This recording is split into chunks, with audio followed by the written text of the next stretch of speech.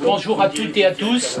Tout d'abord, merci à Jacques Dandrimont, le secrétaire de l'Union locale de Saint-Malo, de nous accueillir. Voilà, et on souhaitait se rencontrer aujourd'hui pour réitérer la conférence que René, Pascal et Sophie avaient réalisée sur un droit d'alerte qui est le droit d'alerte par rapport à la disparition programmée des IME, Instituts médico-éducatifs, et René vous expliquera la teneur de nos inquiétudes et pourquoi nous alertons et pourquoi à cette date. Alors bien évidemment, on remercie René d'avoir initié cette initiative sur la conférence qu'il a déjà animée sur Rennes, avec Pascal Dagnon, qui est éducatrice en IME, avec sa collègue Latifa de l'ADAPI 35. Sophie est une éducatrice de l'IME, les Agents d'Or. Elle n'a pas pu être là aujourd'hui, mais elle a contribué activement au texte. Et dans la situation, on remercie aussi bien sûr la presse locale, c'est-à-dire Ouest France, d'avoir fait le déplacement, et on travaille en étroite proximité avec la rédaction de Ouest France, Laurent Le Goff, Samuel Nora, Olivier Bérézet bien sûr, et surtout on voudrait aussi remercier Pascal Corbex, le secrétaire général de la FNACEFO, Fédération nationale de l'action sociale, qui vient de Paris, qui a fait le déplacement alors qu'il sort d'un conseil fédéral national qui a duré une grande partie de la semaine, et d'un bureau fédéral. Et je manquerais à tous mes devoirs si je ne savais pas la présence de Bernard et de Antoine, nos camarades des Côtes d'Armor, avec qui on est en étroite amitié et camaraderie.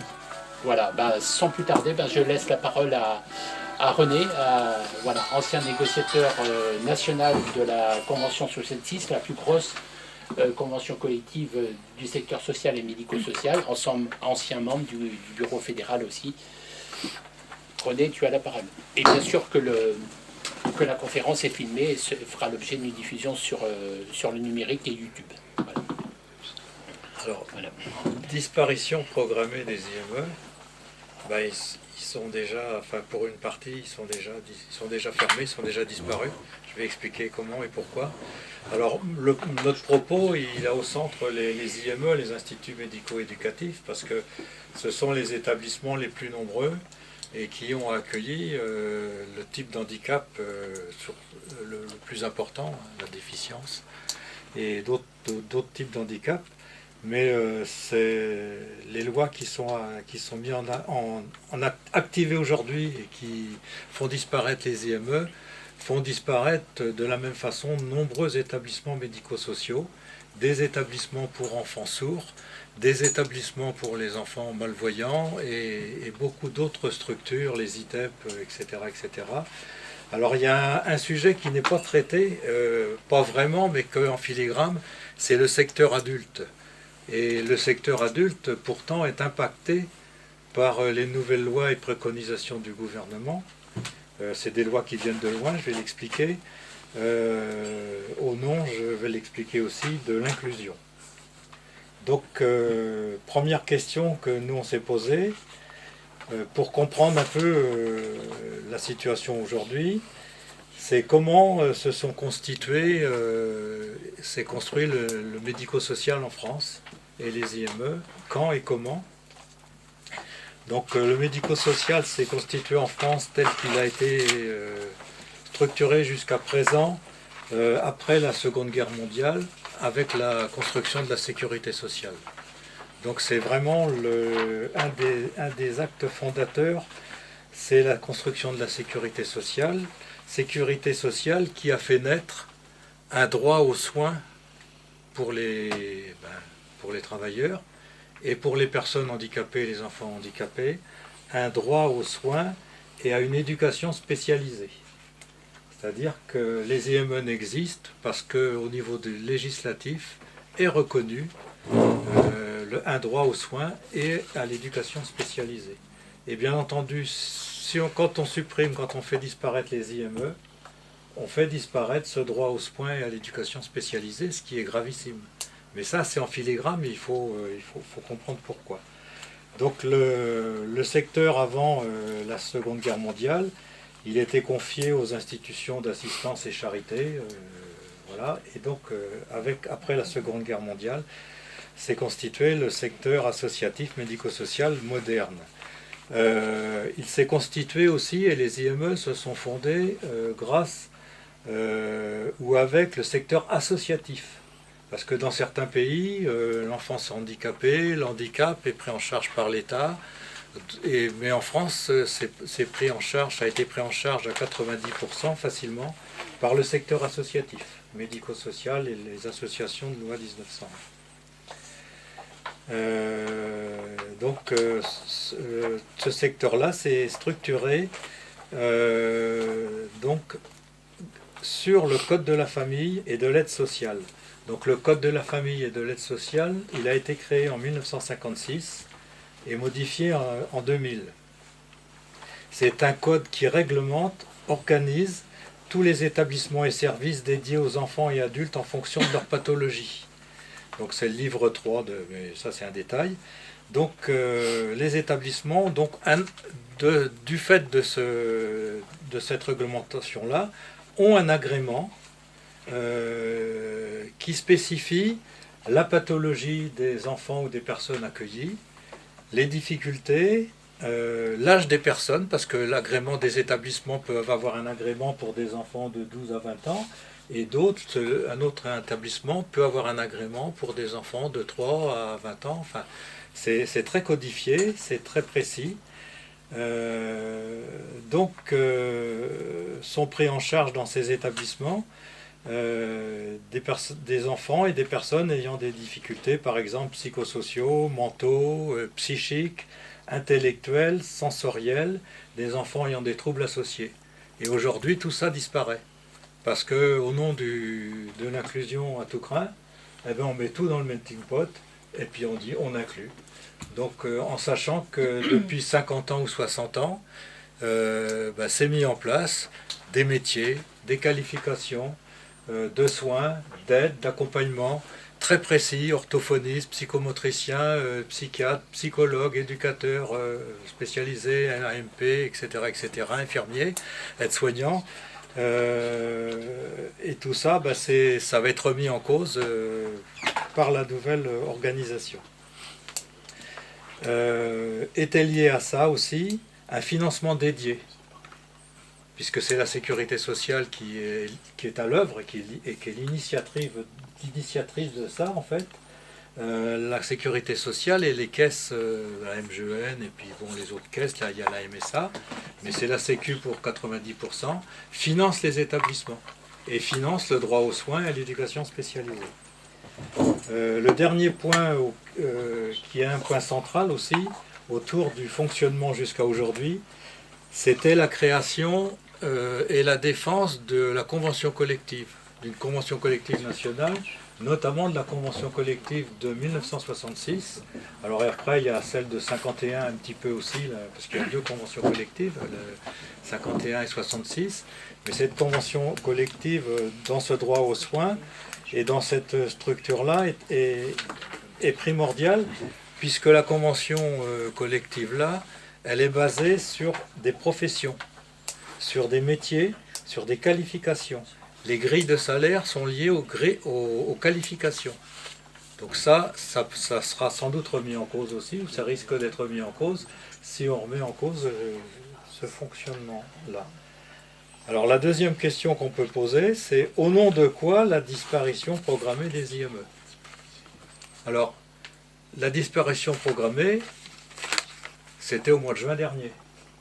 Puisque, par exemple, en Ille-et-Vilaine, l'ARS a décidé et a obligé les associations, au 1er janvier 2021, à supprimer le sigle IME. Il n'y a plus d'IME en Ille-et-Vilaine. Les IME ont été, ou les CESAD, enfin tous les établissements médico-sociaux, sont aujourd'hui appelés dispositifs. Et le directeur où tu travailles, Pascal, quand il signe son dernier courrier, le dernier courrier que j'ai eu, c'est pas directeur général ou directeur de l'IME, c'est directeur du dispositif. Donc on ne raconte pas de salade, ça a été beaucoup plus vite qu'on même nous on le craignait, mais c'est effectivement, les ARS ont imposé cette transformation. Au nom de quoi? Au nom de l'inclusion. L'inclusion à tout craint. On doit inclure les personnes handicapées, on doit inclure les enfants handicapés, on doit inclure les adultes handicapés. Et c'est pour tout, hein. Là ça concerne les IME, mais ça concerne aussi le logement, ça concerne le travail. Et là, bon, notre propos, il faut qu'il soit enrichi, parce que je manque d'informations, mais ça va être la même chose, hein. Au nom de l'inclusion, on va supprimer des ateliers protégés, on va supprimer des logements adaptés, en disant, il faut les inclure. Tout va et avec les autres, hein. C'est ça l'esprit de cette loi-là. Donc nous assistons à un bouleversement. Alors, je ne vous dis pas, le bouleversement dans les établissements, il est des fois brutal, hein. Donc au nom de l'inclusion à tout prix.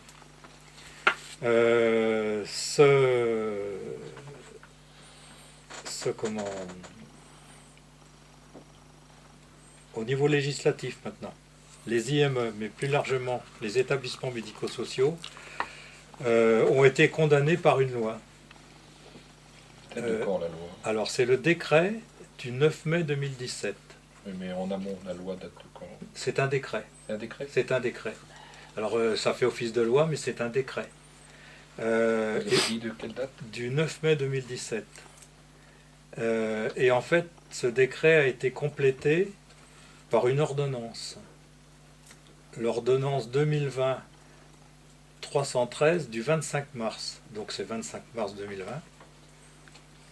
Et ce décret modifie la nomenclature des établissements et des services, comme j'ai expliqué précédemment. Donc ils sont transformés en dispositifs. La preuve, hein, j'ai un courrier de l'ADAPEI qui le dit très clairement et qui essayait d'anticiper comme il pouvait par rapport à ça. Dispositif au service de l'éducation nationale qui devra inclure la quasi-totalité des enfants en situation de handicap. Donc aujourd'hui, les dispositifs, donc les anciens IME, les anciennes associations deviennent des dispositifs à disposition. Quand on dit dispositif, c'est à disposition, hein. C'est de l'éducation nationale. Celui qui met en œuvre et celui qui va donner le bâton si ça ne marche pas ou si ça va pas assez vite, ce sont les ARS. Les ARS, c'est le bras armé du gouvernement. Là, on le voit bien. Les associations qui avaient une certaine latitude, même financière, puisque les budgets, c'était des budgets des CEPOM, pour 4 ans, pour 5 ans, ils avaient une certaine latitude. Si l'association n'était pas d'accord avec les préconisations voulues par les ARS, ils disaient non, et voilà, ils pouvaient s'appuyer sur les décrets. Mais aujourd'hui, c'est fini. Aujourd'hui, c'est fini, puisque tout devient au jour le jour. Les ARS vont dicter ce qu'il faut faire. Voilà, il faut être à disposition pour tel type d'école, il faut transformer certains postes, il faut et puis il y aura 6 mois pour que ça soit fait. Et puis en fait, les associations sont à la merci plus que jamais au service de l'éducation nationale et à la merci des ARS. Alors, l'éducation nationale, qui dans l'éducation nationale a demandé ça? Est-ce que ce sont les enseignants qui demandent à ce que les enfants handicapés viennent dans leur classe sans moyens supplémentaires, etc. C'est un autre versant. Non, ni les directeurs d'école, ni les enseignants. C'est pour ça que cette loi-là, elle va déboucher sur une crise, une crise sans précédent. L'éducation nationale n'acceptera jamais que l'ARS commande. C'est le ministère de l'éducation nationale. Alors, comme je pense que le juridique, c'est toujours important, le juridique, parce que ça en dit long. Aujourd'hui, les budgets des associations, les associations ne sont plus rien, hein, parce qu'ils sont pour cette politique-là, ils s'adaptent à cette politique-là, ils n'ont pas du tout lutté contre cette mise en place-là. Aujourd'hui, ils ne sont plus rien, puisque les budgets, maintenant, ils sont consignés par l'Académie. Donc ça en dit long sur qui décide. Hein. Donc c'est les ARS et l'inspecteur d'académie, puis c'est tout. Hein. Alors, donc des plateformes qui seront au service de l'éducation nationale.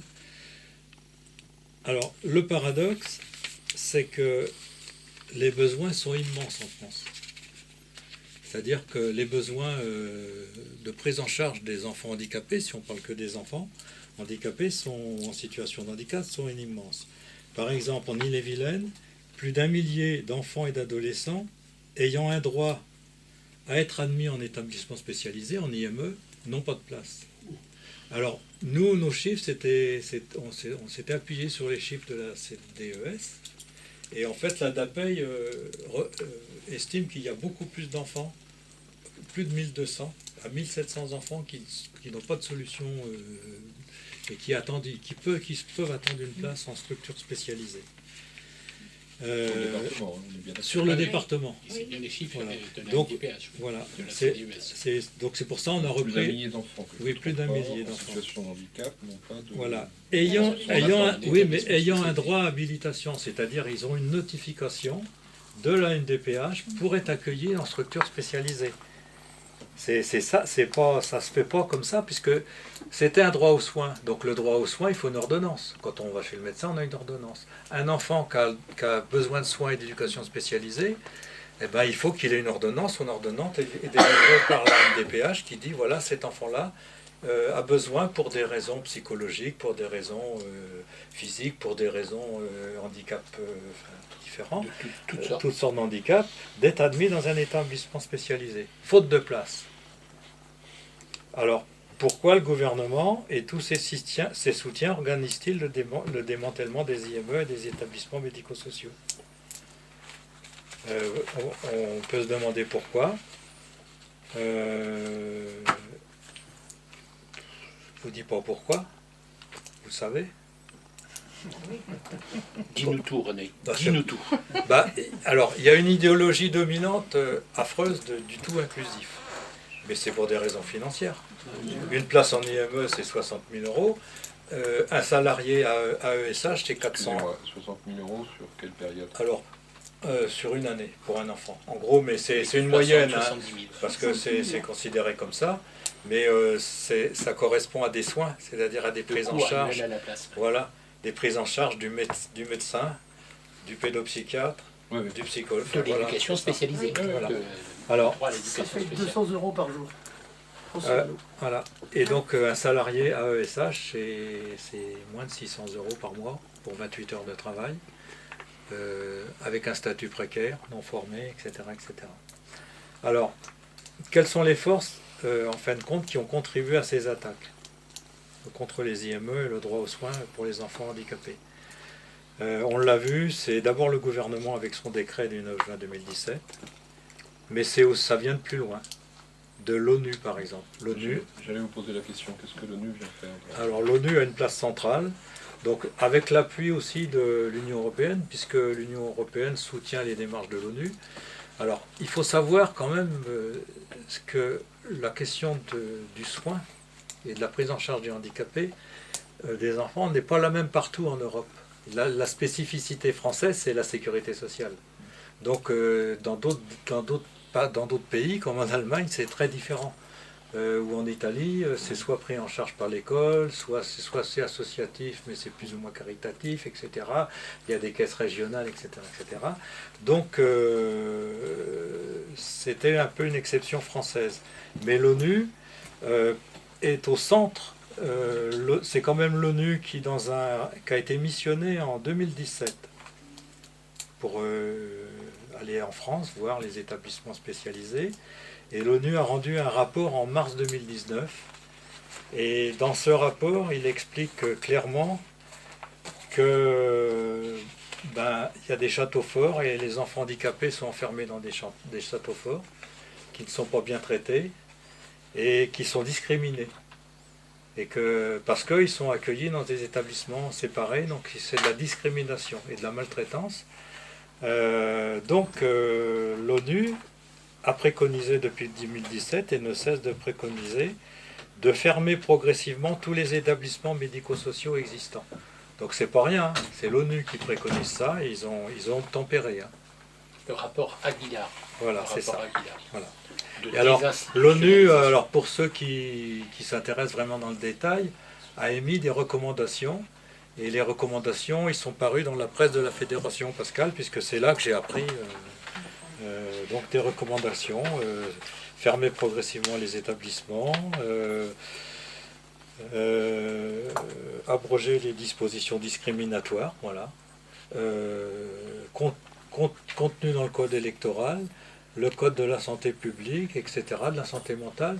Ils ont même été jusqu'à préconiser des directives pour obliger les juges à ne pas être discriminants envers les handicapés. Parce que les juges avaient tendance à protéger les personnes handicapées.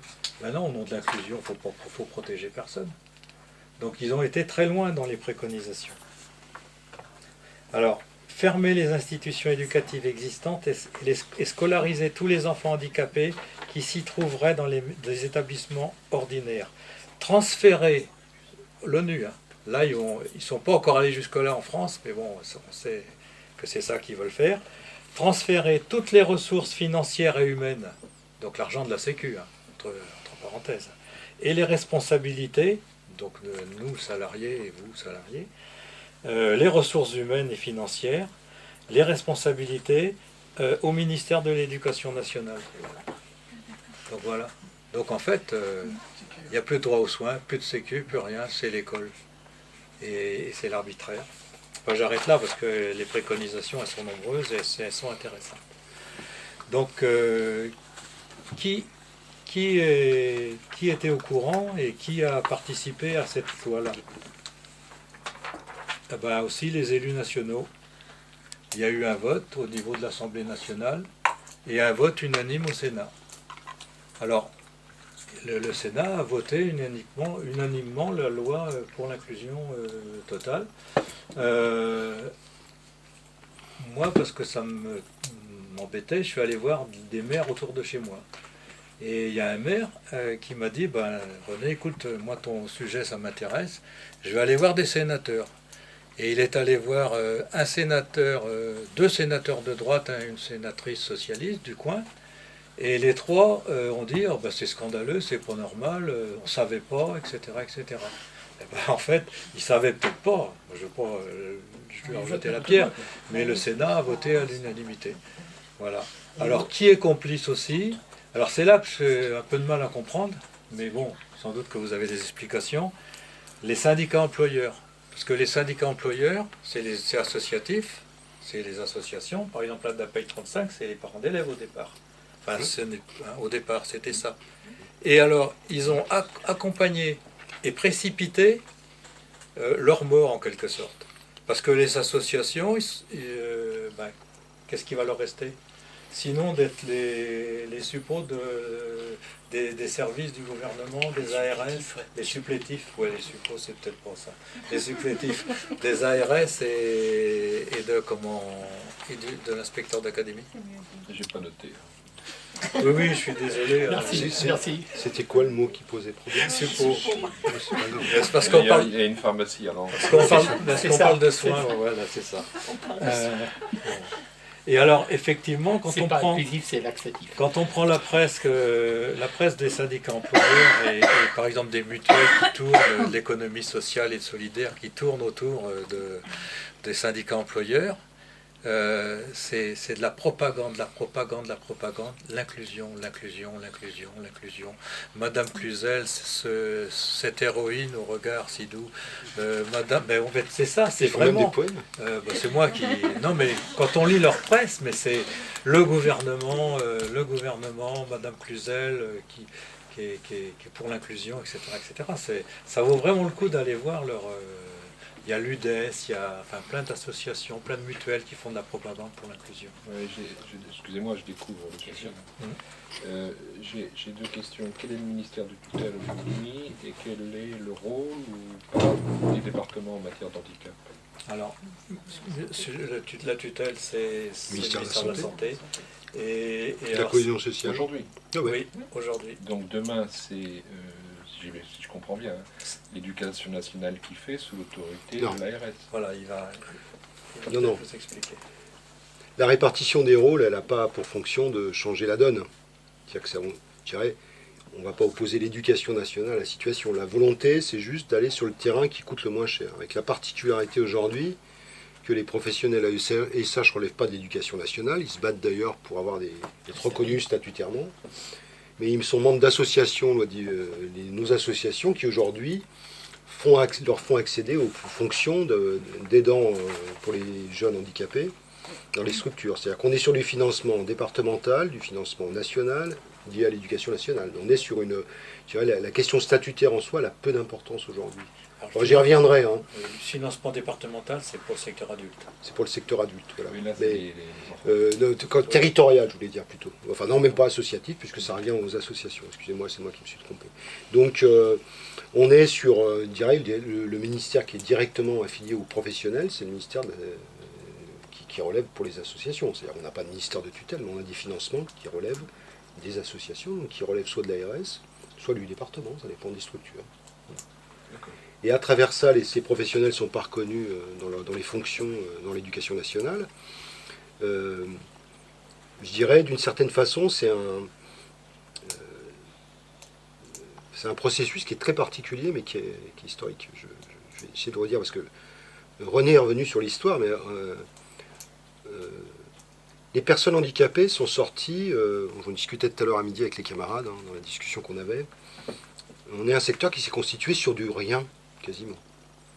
Sur une prise en charge qui était à l'encan, qui était une prise en charge non républicaine, au bon vouloir, et en gros, tout notre secteur spécialisé, qui s'occupe à la fois des enfants handicapés, mais à la fois des adultes handicapés, qui s'occupe aussi de toute la protection de l'enfant, c'est un secteur qui est sorti du néant. Il n'y avait rien, il n'y avait pas de financement. On a créé des financements, la Sécu, les départements, on a l'État, et on a créé des prises en charge et des structures spécialisées de prise en charge. En gros, hier, l'enfant handicapé était dans la rue, l'adulte handicapé était dans la rue, au Moyen-Âge était dans la rue. Il a été pris en charge par les missionnaires, tout ce qu'on veut, tout ce qui est caritatif, et on a construit, nous, à partir des années 70, et autour des conventions collectives, mais pas seulement, d'un financement, un secteur spécialisé, avec des structures spécialisées, qui ont construit à la fois le mode de financement, qui ont construit la qualification et les diplômes. On avait des professionnels qui pouvaient ressembler, je dirais, historiquement, aux prêtres du coin, pour lesquels on voit qu'il y a plein de soucis en ce moment. Voilà. Donc on a construit de la professionnalisation, Il y avait des du contrôle. il y a des religieuses, il y a moins de soucis. Voilà. Apparemment. Et on a construit des conventions collectives dans du droit. À la fois pour, je dirais, c'est les trois piliers essentiels du secteur qui s'est construit sur je dirais, de la prévention. Et aujourd'hui, on nous amène sur le terrain de l'urgence. Parce que quand vous mettez dans la rue, quand vous mettez chez eux, quand vous sortez les structures spécialisées, les enfants, les adultes, c'est prévu pour les ESAT, on vient de faire bloquer un processus qui prévoyait que les ESAT, tous les travailleurs handicapés des ESAT retrouvent le chemin du normal. Vous savez, on est dans un équilibre, on est dans une économie mondiale où vous ne vendez pas votre force de travail, vous n'êtes pas exploité en vendant votre force de travail, ou les établissements de travail adaptés. Pour les adultes. Ancien CAT, sans L'ancien aide par le CAT. travail. Ancien CAT, sans aide par le travail. Enfin, c'est pour prendre un peu la suite, mais pour revenir à tout ça. Bien sûr. Donc,